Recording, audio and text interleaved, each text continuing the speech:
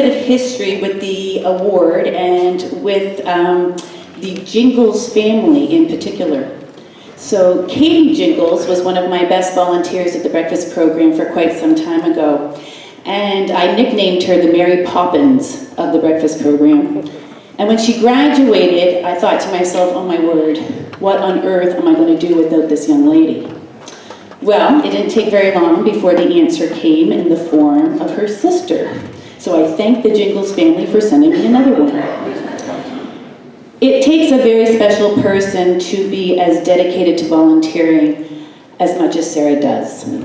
It's in her fabric of her being. And in an effort to give you a little insight into just how special Sarah is, I wanted to tell you two brief little stories.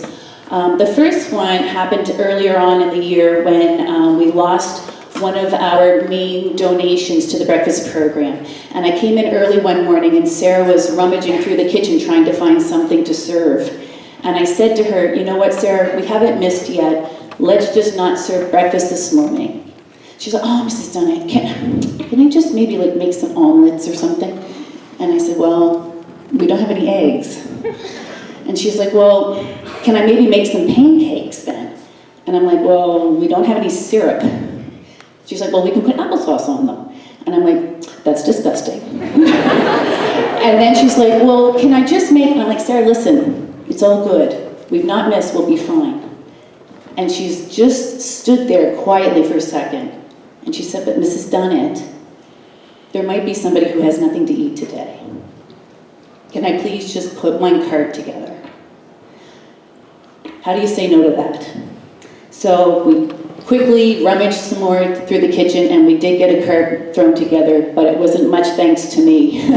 There are many moments like that where I'm just tired and I come in there and I think, I can't let her down. She makes me a better person because she wants to do it every day. Another event happened just recently and we had our student elections. And there was a lot of speeches, and it was a long morning, and there was one person in particular who was kind of sprawled out on the floor, kind of half asleep. And then Sarah came on the stage and began her speech for president. And that student sat right up at attention and listened to every word that Sarah said, and then applauded enthusiastically at the end of the speech. So I saw that student later on that day, and I said, how come you did that? Like, you were pretty passed out there, so what made you sit up? And that person said to me, Sarah is the nicest person I have ever met in my entire life, and she deserves our respect. High praise from a peer. So I asked some of my colleagues to just give me a little bit of insight into their experience with Sarah, and here's some of the things that they wrote back to me. Sarah is the most positive student I have ever met. She always does everything with positive intent. She creates an atmosphere of positivity that propagates through these walls and the city. Monsieur Dag, the principal. According to Emily Layden, Sarah is a humanitarian through and through. In every action she takes, she seems to consider carefully its impact on others. I have heard students who don't have many nice things to say they have never heard Sarah utter a rude word to anyone. Her smile radiates. She is passionate about contributing to her community, and I know there was a special woman in their family, I think their grandmother, who Sarah really seems to take after. Sarah Gingles has more humanitarian in her left pinky than I do in my whole body. I have seldom encountered such a genuinely caring person, and it's not artificial or forced. No one could fake goodness that well for that long, and nobody could pen that other than Steve Cormier.